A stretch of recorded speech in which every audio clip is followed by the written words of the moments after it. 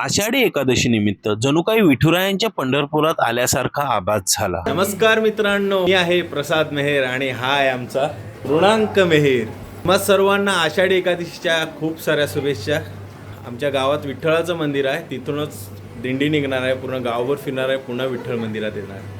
चला तर लगेच तिथेच भेटूया। पूर्वापार चालत आलेल्या प्रथेनुसार आम्ही कोळी बांधव आषाढी एकादशी दिवशी सिंधू सागराला चंद्रभागा समजून त्यात अंघोळ करून नंतर पांडुरंगाच्या दर्शनासाठी जातात। आज विठ्ठल व रखुमाई मातेचं मोहक रूप पाहण्यासाठी व त्यांचं दर्शन घेण्यासाठी पूर्ण कोळीवाडा धावून आला होता। सकाळपासूनच जोरदार पाऊस पडत होता, त्यामुळे ह्या वर्षी दिंडी थोड्या उशिराच निघाली। लहान लहान चिमुरडे, कुणी वासुदेव तर कुणी संत तुकाराम तर कुणी तुळस डोक्यावर घेऊन नाचत होते। दिंडीत गावकरांचा उत्साह इतका होता की काही क्षणासाठी प्रति पंढरपूर अवतरल्याचा आभास झाला। दिंडी निघायच्या वेळी पाऊस थांबला व दिंडी मंदिरात पोहोचली तेव्हा पुन्हा जोरदार पाऊस पडू लागला। तुम्हाला हा योगायोग वाटेल, पण मला तर वाटतं कोणत्या तरी रूपात पांडुरंग आमच्या गावच्या दिंडीत सामील झाले होते। त्यामुळेच की काय ह्या वर्षी गावकरांचा जल्लोषी अटकी पार होता आणि तो उत्साह बघूनच पांडुरंगानेच पाऊसही थांबून ठेवलेला। दिंडी मंदिरात पोहोचल्यानंतर थोडा वेळ मंदिरात भजनासाठी बसलो व नंतर गेलो ज्योतिताईकडे। दिंडी तर आपली मंदिरात पोहोचलेली आहे